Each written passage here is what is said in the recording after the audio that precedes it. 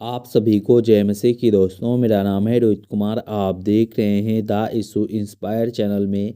आप सभी का स्वागत करता हूं। दोस्तों, आप सभी लोगों के बीच में लेके आ चुका हूं मसीह लोग सुबह उठकर इन तीन पापों को भूल कर मत करना।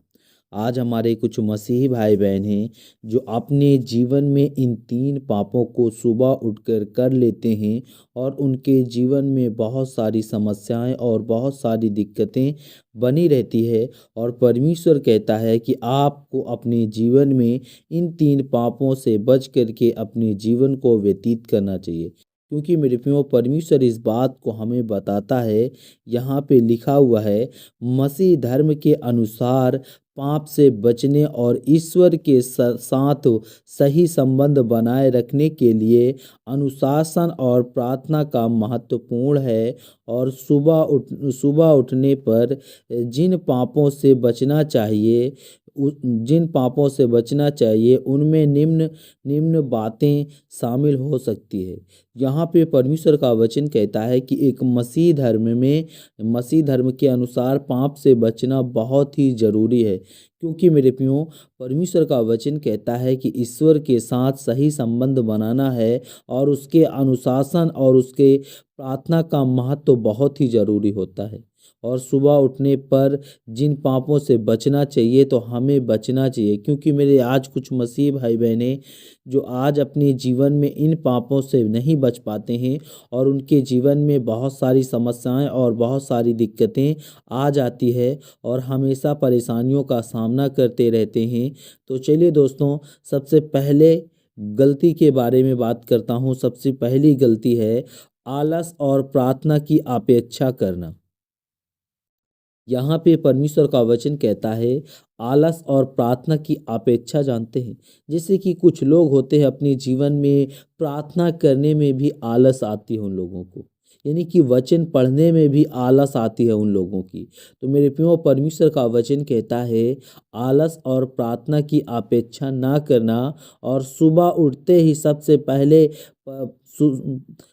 पहले प्रार्थना करना आवश्यक है, ताकि दिन का आरंभ ईश्वर के आशीर्वाद लेकर के किया जा सके। और प्रार्थना की अपेक्षा करने से आप ईश्वर के मार्गदर्शन से दूर हो सकते हैं।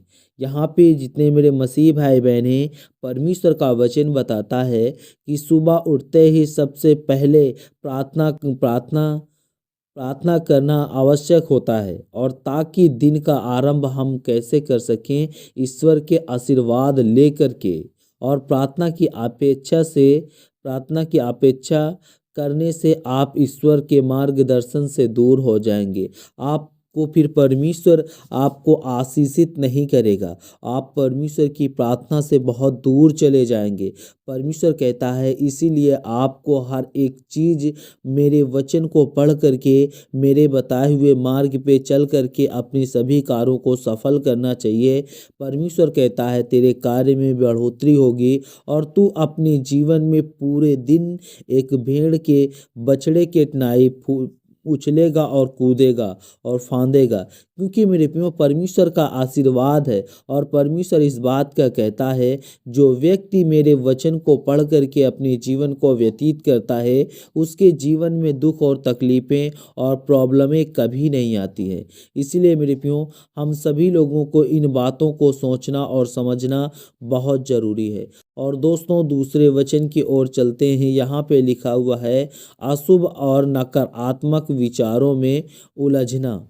आज हमारे जितने मसीह भाई बहन हैं, आप सभी लोगों से कहना चाहता हूँ, अशुभ और नकारात्मक विचारों में उलझना का मतलब होता है, जैसे कि अशुभ यानी कि बेगैर बात, यानी कि गंदी बातें आप अपने मन में सोचो। नकारात्मक बातें जो कि परमेश्वर के विरोध की बातें आप लोग अपने मन में सोच रहे हो, तो परमेश्वर कहता है, विचारों में आप लोगों को उलझना नहीं है।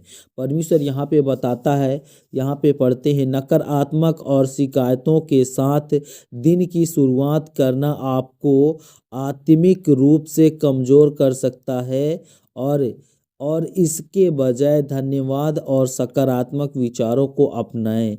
यहाँ पे परमेश्वर का वचन कहता है, परमेश्वर कहता है कि नकारात्मक और शिकायतों के साथ दिन की शुरुआत करना आपको आत्मिक रूप से कमज़ोर कर सकती है। जैसे कि आज हमारे कुछ मसीह भाई बहनें गंदी सोच के साथ शिकायत करते हैं, लोगों की बुराई करते हैं, लोगों के बारे में छल कपट करते हैं। तो परमेश्वर का वचन कहता है शिकायतों के साथ दिन की शुरुआत करना आपके लिए क्या हो जाएगा, आत्मिक कमज़ोर हो जाएगा। परमेश्वर आपकी प्रार्थना को, आपकी विनती को नहीं सुनेगा। परमेश्वर कहता है कि जो व्यक्ति अपने जीवन में नकारात्मक सोचता है और अशुभ की बातें करता है, वो अपने जीवन में कभी भी सफल नहीं हो सकता है। और परमेश्वर का वचन कहता है वो हमेशा आत्मिक रूप से कमज़ोर रहेगा। और इसके बजाय धन्यवाद और सकारात्मक विचारों को अपनाएं।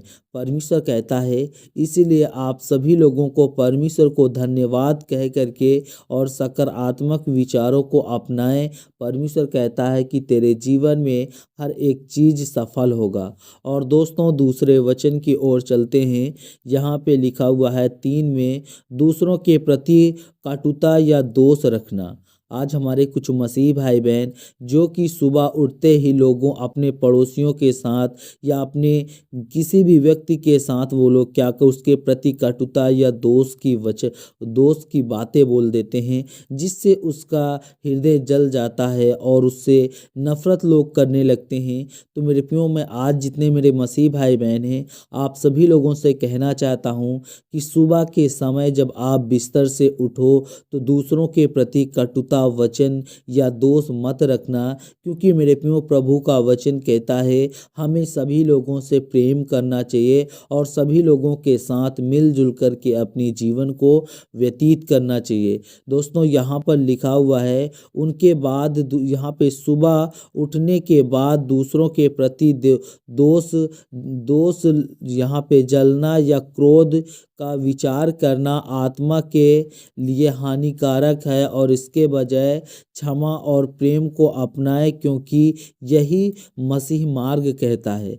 जितने मेरे मसीह भाई बहन जो आज अपने जीवन में लोगों के साथ दोष करते हैं, लोगों के प्रति इधर उधर जाल बिछाते हैं ताकि लोग फंसें और लोगों के जीवन को बर्बाद हो, तो मेरे प्रियो, परमेश्वर का वचन कहता है या हमारे विचार और हमारे आत्मा के लिए हानिकारक है। इसके बजाय हमें क्षमा और प्रेम को अपनाना चाहिए।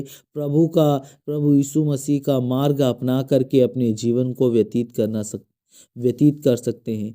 तो जितने मेरे मसीह भाई बहन हैं, आप सभी को जय मसीह की। दोस्तों, God bless you all of you. आमीन।